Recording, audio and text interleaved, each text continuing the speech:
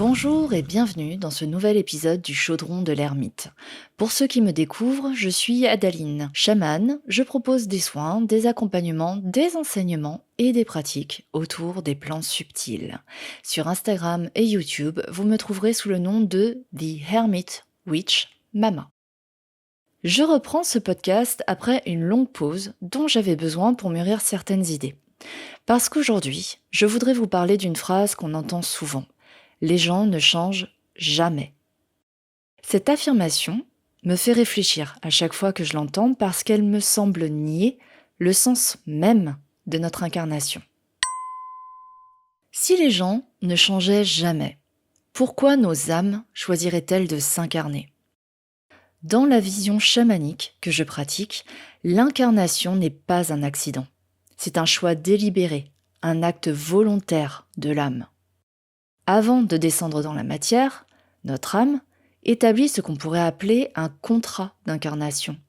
Elle choisit ses défis, ses apprentissages, parfois même les blessures de départ, qui vont structurer son expérience terrestre. Non par masochisme, mais parce que ces expériences-là vont lui permettre d'évoluer, de se transformer, de développer des qualités qu'elle ne pourrait peut-être pas acquérir autrement. Ce concept porte différents noms selon les traditions. Le dharma dans l'hindouisme, le chemin de vie en numérologie, la mission d'âme dans d'autres approches spirituelles. L'idée reste similaire. On vient ici pour quelque chose de précis.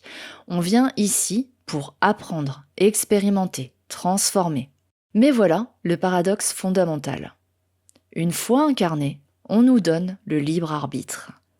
On peut suivre ce chemin choisi avant l'incarnation ou l'ignorer complètement. On peut marcher dans la direction de notre évolution ou tourner en rond pendant des décennies. C'est cette tension entre le plan établi avant l'incarnation et notre liberté de choix une fois incarnée qui crée toute la complexité de l'expérience humaine.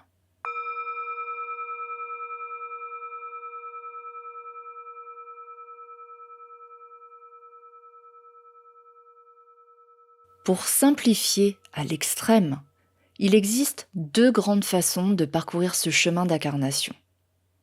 Évidemment, ce n'est pas figé, et beaucoup d'entre nous oscillons entre ces deux façons, parfois dans la même journée, parfois sur différentes périodes de notre vie. Donc, la première façon, c'est de naviguer à vue, dans une forme d'inconscience. On vit notre vie sans vraiment observer ce qui se passe en nous et autour de nous. On réagit plus qu'on agit. On se cogne aux mêmes obstacles, on reproduit les mêmes patterns relationnels, on se retrouve face au même type de problème encore et encore. On est un peu en mode automatique. Dans ces périodes, on préfère d'ailleurs souvent le divertissement à l'introspection. On remplit notre temps pour ne pas avoir à regarder en soi. On fuit dans le travail, dans les écrans, dans des addictions éventuelles, dans des relations compliquées, voire toxiques, dans n'importe quoi qui nous empêche finalement de réfléchir et de nous retrouver seuls avec nous-mêmes. Dans ces cas-là, on ne prend pas de hauteur, on ne comprend pas non plus pourquoi certaines choses arrivent. On ne les accepte pas et on finit par vivre la vie comme une sorte de punition, les événements comme des fatalités qu'on subit sans comprendre. Les choses se passent devant nos yeux, comme une roue qui tourne et nous ramène toujours au même point de départ. La même dispute avec notre partenaire, le même sentiment d'être incompris au travail, la même sensation de manque qu'on essaie de combler par la consommation ou l'accumulation. Ce qui nous échappe à ces moments-là, c'est que ces schémas répétitifs sont précisément une invitation persistante à s'arrêter, à regarder différemment, à comprendre ce qui se joue vraiment. Mais je précise, parfois, ce n'est pas de la mauvaise volonté ou une incapacité à comprendre. Parfois, on n'a tout simplement pas les ressources pour voir ces patterns. On est dans le dur. Quand on doit gérer la maladie d'un proche, par exemple, des problèmes financiers graves, un environnement toxique, une dépression profonde, tout ce qu'on peut faire, c'est tenir le coup et c'est déjà énorme. Je parlais de mode automatique tout à l'heure, mais on peut aussi appeler ça, dans ce cas-là, le mode survie. L'introspection et le travail sur soi demandent un minimum de sécurité matérielle et psychique, pour ne parler que de ça. Quand cette base n'est pas là, on fait ce qu'on peut. Et c'est normal. L'autre façon d'avancer, c'est de choisir de s'arrêter, de regarder vraiment ce qui se passe, de reconnaître ce sur quoi on a du pouvoir et ce sur quoi on n'en a pas, d'apprendre de nos réactions et de nos choix, même quand les événements sont difficiles, de lire entre les lignes de notre existence. On parle alors d'introspection.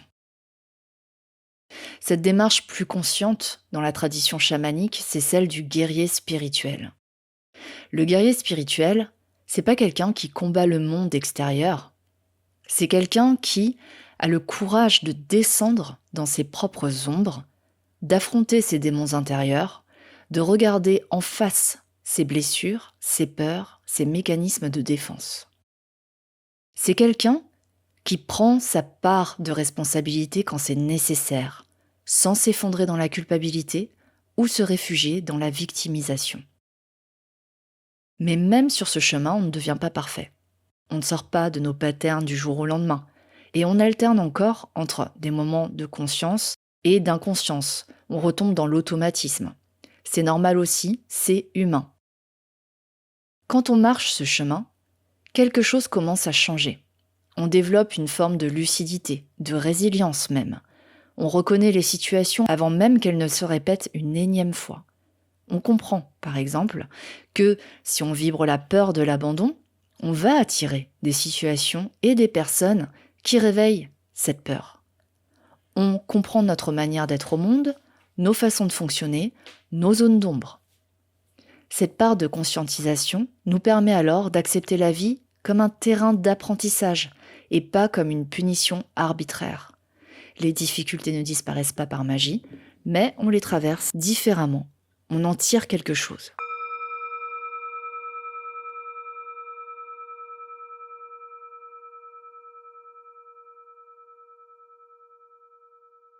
Pour entamer cette démarche de conscientisation, on peut commencer par se poser des questions différentes.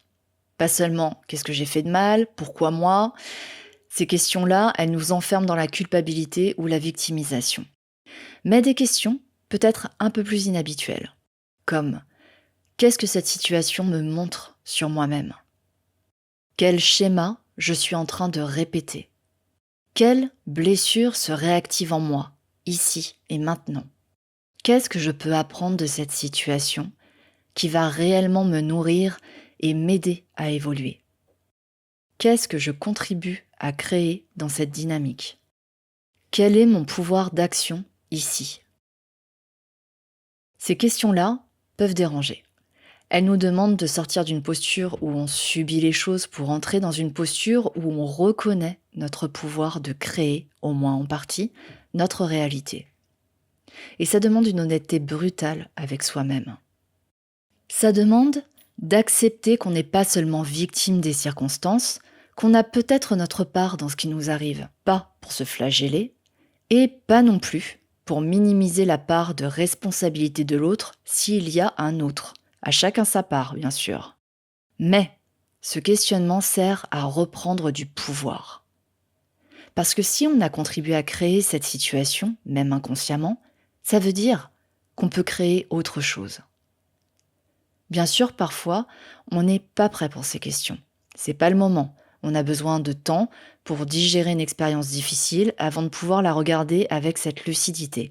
Et c'est parfaitement légitime.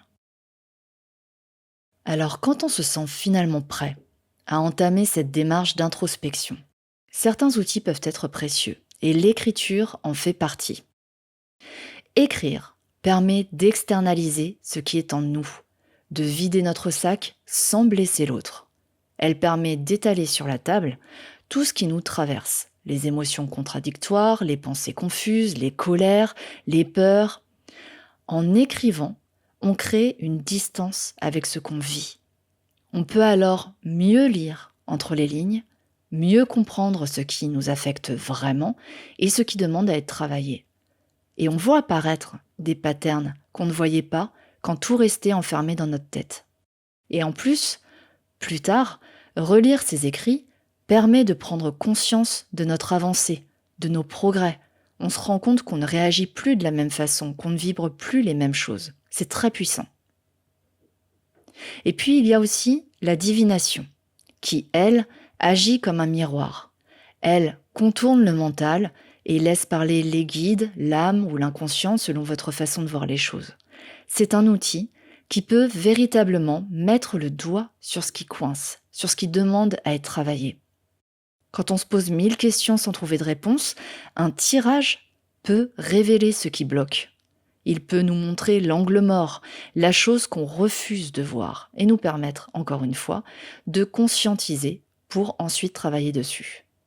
Et si, malgré les tirages, certaines cartes de tarot reviennent régulièrement, ça peut simplement être un rappel qu'on n'a pas encore intégré le vrai message.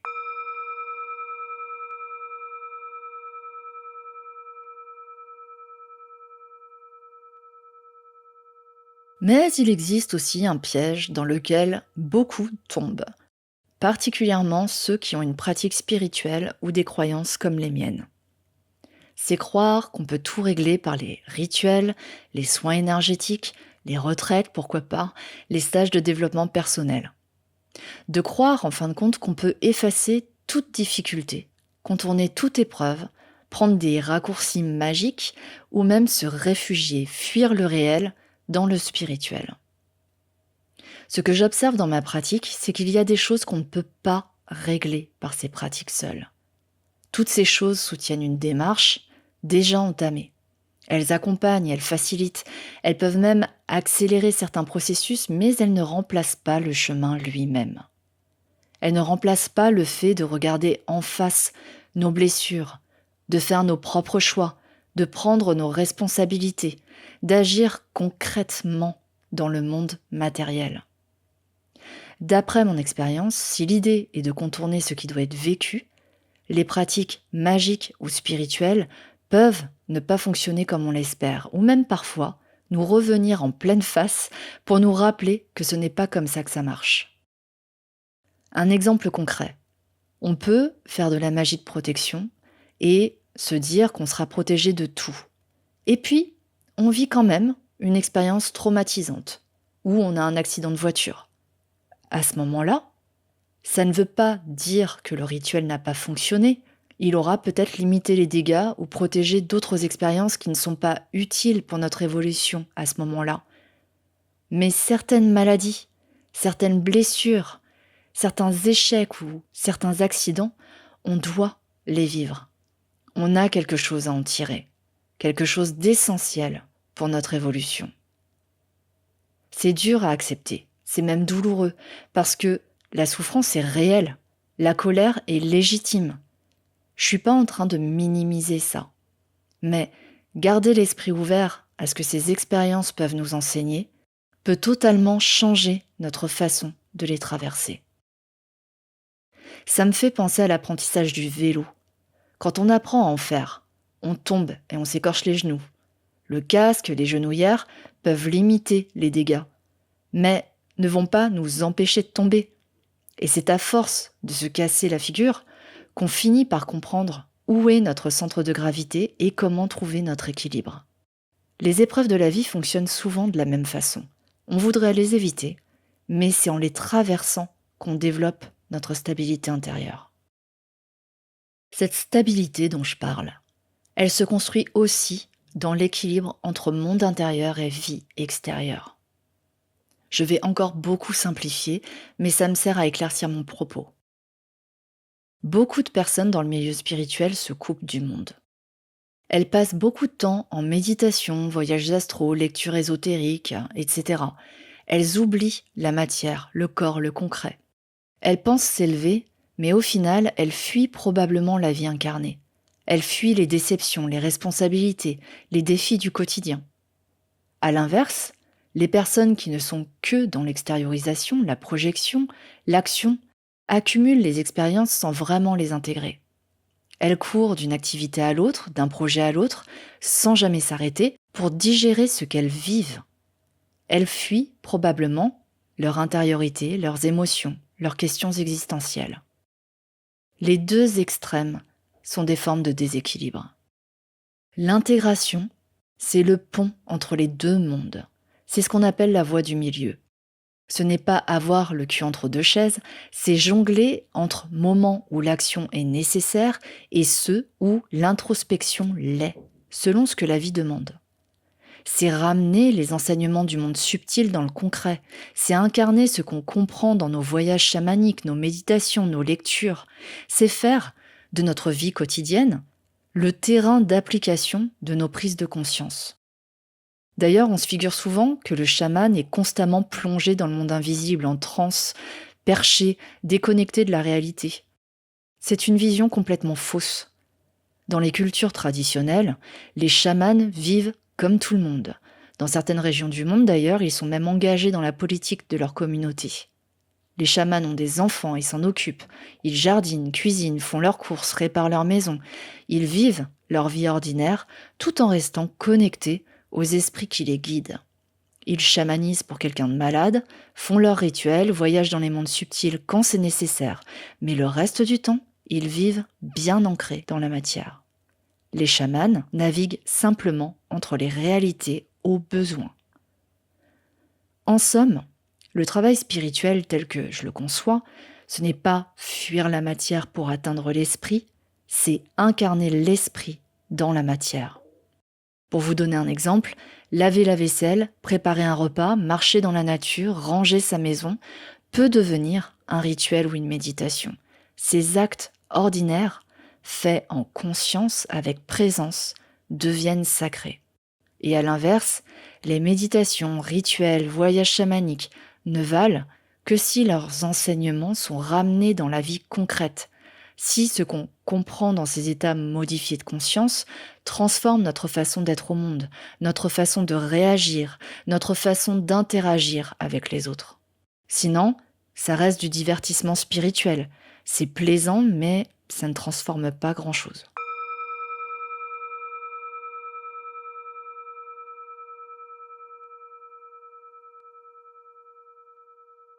Il y a aussi quelque chose d'important à comprendre. Nos patterns individuels ne naissent pas dans le vide. Ils s'inscrivent souvent dans les patterns familiaux, transgénérationnels, parfois même collectifs.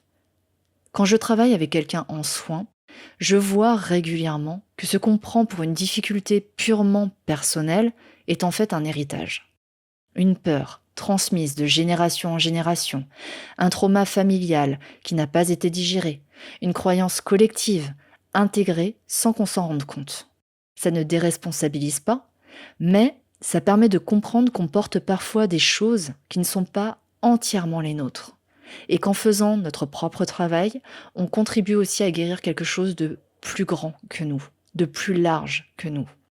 C'est pour ça que le travail sur soi n'est jamais uniquement égoïste ou nombriliste.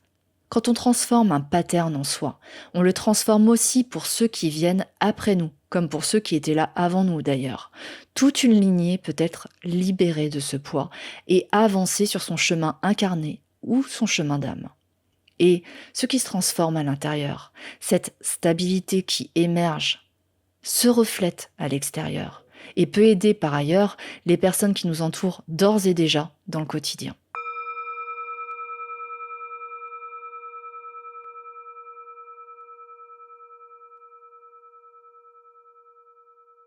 L'intégration réelle demande aussi autre chose, du temps, de l'engagement, de la pratique.